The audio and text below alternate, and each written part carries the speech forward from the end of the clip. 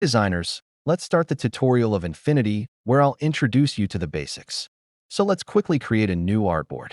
For that, you have to go to the Home tab, and there's this option called See More. Once you click on it, there are multiple templates already available for you to use. You can choose any one of them. For this tutorial, let's select the 1000 by 1000 canvas preset.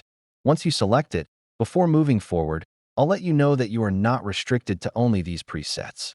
You can also manually change the width and height from the panel on the right side. Once you're done selecting everything, click on Create, and this is the artboard we've created. Now, there are a number of tools here. And when you click on the three dots, More Options menu, another panel opens with a bunch of additional tools. You can completely customize the toolbar according to your own needs and workflow.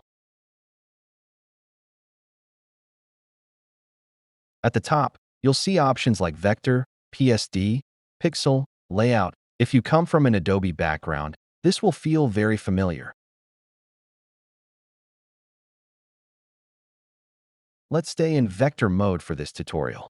Now I'll actually create something for you, because just learning the toolbar alone won't help. When you start creating, that's when these tools really make sense. So first, let's take the Shape tool. Once you select it, you'll see a variety of shapes appear. You can choose any one of them. Let's select the rounded rectangle tool, or any shape you prefer. Let's make it a square. Once you create a shape, you'll notice a number of options appear on the top context bar, allowing you to adjust things like corner radius, dimensions, and other properties. Let's adjust the corners a bit and make them more rounded. Also, at the top, you can switch between vector view and pixel preview mode. Right now it's set to vector, but you can also preview it in pixel mode. I really like the fact that everything is easily accessible right on the screen. You don't have to go through multiple menus or submenus to find things.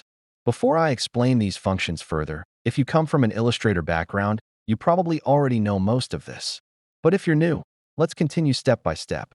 For example, let's create a diamond shape and place it on top of this square.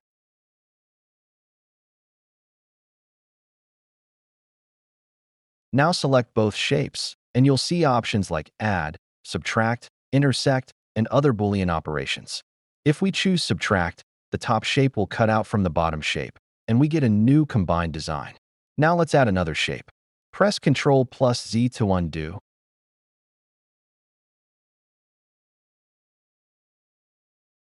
Then select the Triangle tool, create a triangle, and place it on top of the square. Let's rotate it and adjust its position so it is properly centered.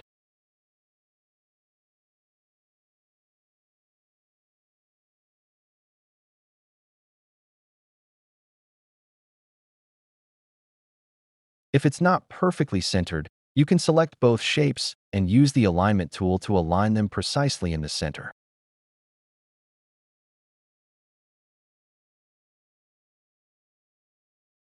After that, we can use the Intersect option, creating a clean-cut shape.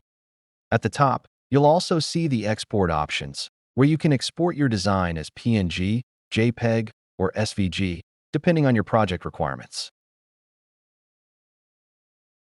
There are also several panels like Everything is highly customizable, similar to Illustrator, where you can show or hide panels based on your workflow.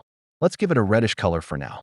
We can explore each of these panels in detail as we create more designs. We will explore all of these features step by step as we move forward and create more advanced designs. So I hope this tutorial was helpful. If it was, please like it, comment on it, and don't forget to subscribe to Ace Designs for more creative content.